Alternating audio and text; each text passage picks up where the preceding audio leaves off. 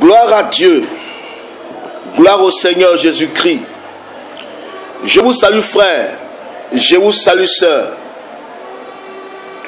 Je vais lire quelques passages et à partir de cela dire quelque chose.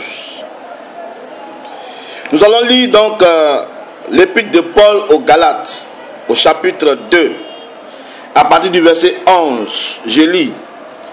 Mais lorsque Céphas vint à Antioche, je lui résistai en face, parce qu'il était répréhensible. Verset 12. En effet, avant l'arrivée de quelques personnes envoyées par Jacques, il mangeait avec les païens. Et quand elle fut venue, il s'esquiva et se tint à l'écart par crainte des circoncis. Verset 13.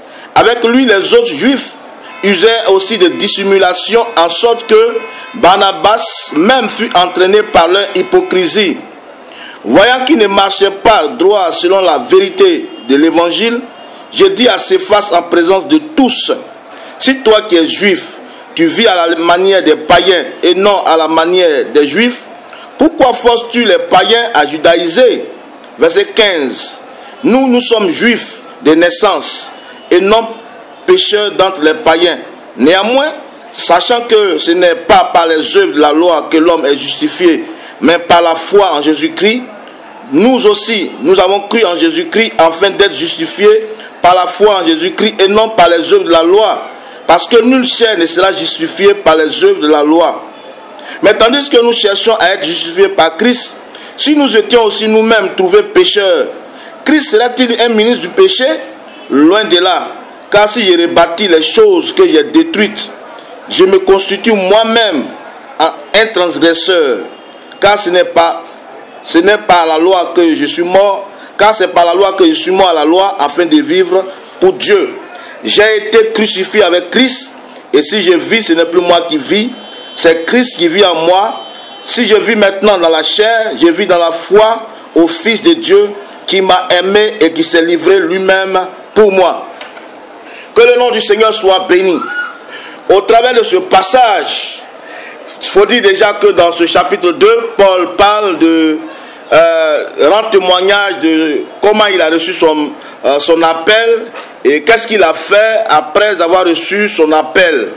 Et il a dit plus haut qu'il allait voir ceux qu'on considère comme les colonnes, ceux qu'on considère comme les premiers, afin de ne pas courir en vain, afin de leur exposer ce que le Seigneur lui a dit de faire. Et quand ils l'ont écouté, ils ont vu que effectivement le Seigneur est celui qui a appelé Paul. Ils lui ont simplement dit de ne pas oublier les pauvres.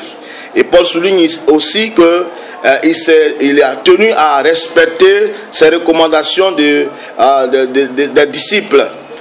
Il a tenu à respecter cela. Mais il se trouve que dans ce verset 11, il a dit que Pierre, qui s'appelle Céphas, est arrivé à Antioche. Et lorsque il est arrivé là, Paul lui a résisté en face. Pourquoi? Parce qu'il s'est comporté comme ne devait pas se comporter un disciple de Jésus-Christ. Il a usé d'hypocrisie. Parce qu'avant que des gens qu'on appelle les circoncis, ce sont des gens convertis au Seigneur, mais qui ont voulu garder la tradition de la circoncision de la chair, et qui ceux-là disaient simplement que quand tu es païen et que tu dis que tu acceptes Jésus, que tu es né de nouveau, et ajouter à cela, il fallait être circoncis. Mais Pierre, il faut se souvenir que Dieu avait dit à Pierre que il ne fait acception de personne, et que celui qui est né de nouveau lui appartient, qu'il soit païen comme juif. Lorsque Pierre est en train de manger avec eux, quand il a vu ce groupe de personnes, il s'est dissimulé, il s'est levé, il s'est caché. Et à cause de ce qu'il a fait, les autres juifs qui étaient avec lui ont usé aussi de la même chose. Ils se sont comportés en hypocrite. Paul n'a pas aimé cela. Et il s'est adressé à Pierre et lui a dit: mais toi qui es juif et qui dit que tu connais la parole de la vérité, tu pousses les païens à judaïser, toi, en ce moment, tu marches dans la fausseté. Parce que le verset 18 dit, si j'ai rebâti les choses que j'ai détruites, je me constitue moi-même un transgresseur. Ce que tu as détruit, ce que tu as laissé, si tu recommences à reprendre cela, c'est que tu es toi-même un transgresseur. Si tu as détruit des choses qui ne sont pas de Dieu, et finalement ces choses qui ont été détruites, qui ne sont pas de Dieu, tu les reprends, en ce moment tu deviens un transgresseur. C'est de cela que je veux parler aujourd'hui. Quand nous regardons l'église de Dieu en Côte d'Ivoire, quand nous regardons les chrétiens de Côte d'Ivoire, nous avons typiquement ce type de personnes. Ceux qui ont détruit certaines choses sont en train de les rebâtir. Ceux qui ont laissé des choses, ceux qui ont même condamné des choses parce que c'était vraiment de Dieu, non, c'était condamnable aux yeux de Dieu. Ces gens-là sont en train de reprendre ces choses. Aujourd'hui, dans ce pays, il faut dire quelque chose. On a l'impression que les chrétiens n'ont pas laissé le monde. Ceux-mêmes qui disent qu'ils sont nés de nouveau, ceux-mêmes qui disent qu'ils sont serviteurs de Dieu, ils n'ont pas laissé le monde. Ce monde qu'ils ont laissé, ce monde qu'ils disent avoir laissé, finalement, ils rebâtissent encore les choses du monde en étant dans l'œuvre de Dieu, en étant dans le Seigneur. Donc, si vous-même, vous avez laissé ces choses parce que Dieu a dit de les laisser, qu'aujourd'hui vous les reprenez, n'êtes-vous pas des transgresseurs? Si vous avez laissé cette mauvaise manière de vivre et que aujourd'hui vous reprenez cette mauvaise manière de vivre, n'êtes-vous pas des transgresseurs? N'êtes-vous pas des transgresseurs? Dans ce pays, tout semble croire que les chrétiens, les églises, les assemblées suivent la mode du monde. Tout ce qui est à la mode dans le monde, forcément vous allez retrouver ça dans une assemblée, dans des assemblées, ou bien avec ceux qui sont appelés hommes de Dieu, entre guillemets.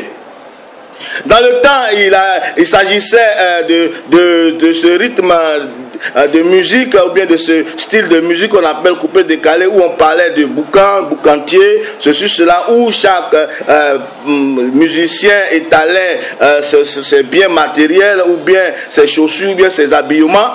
Mais ça, c'est venu dans l'église. C'est venu dans les assemblées de Dieu. C'est venu dans le peuple de Dieu. On a vu ici des gens qui se font appeler les boucantiers de ceci, cela en Christ, les ceci, cela de Jésus. Et ça dans le but de montrer de matériel, le m'as-tu vu. On a vu ces genres de choses. Et des gens ont suivi cela. Il y a eu des veillées même où on présente un homme de Dieu, entre guillemets toujours, et cet homme-là se pavane devant tout le monde. Avant même de prendre le micro, il fallait qu'il passe devant toute cette foule de personnes pour qu'on puisse bien voir sa veste, on puisse bien voir sa cravate, on puisse bien voir sa montre. Et ça a eu un temps, tout le monde a pu cela. À un moment donné encore, comme si c'est ce que les gens cherchent dans les assemblées, à un moment donné, il fallait prêcher avec des rimes. Il fallait dire des choses et les répéter les mêmes syllabes pour faire style bien, bon style, pour être stylé comme ils disent. Donc, on a l'impression que vous n'avez pas laissé le monde. Le monde que vous avez laissé, aujourd'hui, vous êtes en train de bâtir le monde en étant dans le peuple de Dieu. Ce qui est malheureux, aujourd'hui encore, voici une vague de choses qui arrivent. Il faut aller en Israël. Il faut forcément aller en Israël. Oui, je ne suis pas contre le fait d'aller en Israël. Aller en Israël, pour moi, ce serait comme du tourisme. Aller voir peut-être les choses dont la Bible parle et ça s'arrête là. Mais aujourd'hui, des gens vont en Israël, mais ils ne vont pas en Israël tout court. Ils ne vont pas en Israël pour avoir simplement, pour avoir des visus, des choses historiques, des choses dont la Bible a parlé. Mais ils vont pour poser des actes spirituels parce qu'ils croient qu'en faisant ça en Israël, cela aura un effet positif dans leur vie. Voici ce que Jésus dit à la femme samaritaine dans Jean chapitre 4. Nous allons lire Jean chapitre 4. Jean chapitre 4, la Bible l'a dit, c'est le Seigneur même qui dit à cette femme-là. Lorsque la femme parlait au Seigneur en disant que elle et ses parents adorent Dieu sur la montagne, voici ce que le Seigneur répond à cette femme. Jean chapitre 4. Il a dit, je veux bien dire les mots que le Seigneur a dit à cette femme. Jésus dit au verset 23, non, allons plus haut. Jésus dit, la femme lui dit, Jésus dit à la femme au verset 21, femme, lui dit Jésus, crois-moi, l'heure vient où ce ne sera ni sur cette montagne, ni à Jérusalem que vous adorerez le Père. Vous adorez ce que vous ne connaissez pas, mais nous adorons ce que nous connaissons, car le salut vient des Juifs. Mais l'heure vient et elle est déjà venue où les vrais adorateurs adoreront le Père en esprit et en vérité, car ce sont là les adorateurs que le Père demande. Voyez-vous, donc Jésus lui-même il dit à cette femme que ce ne serait pas à Jérusalem, ce ne serait pas à Jérusalem qu'il va falloir forcément adorer Dieu et croire que parce que je suis à Jérusalem, ce que je dis là-bas, ce que je prie là-bas, ce sera entendu de Dieu. Non, il dit l'heure vient où ce sera partout, c'est ce que ça veut dire. Partout où le Père sera adoré, sans que ce soit dans un lieu fixe. Donc, si aujourd'hui c'est une vague, on s'en va forcément en Israël, on s'en va forcément à Jérusalem pour poser des actes spirituels dans le but de croire que parce que c'est en Israël que c'est passé, Dieu va plus nous entendre que lorsque nous sommes en Côte d'Ivoire et nous prions Dieu. Mais c'est faux. Mais c'est faux. Aujourd'hui, il faut venir d'Israël avec des chapeaux, il faut venir avec des cannes, il faut venir avec une huile, il faut venir avec des tuniques, il faut venir avec de l'eau.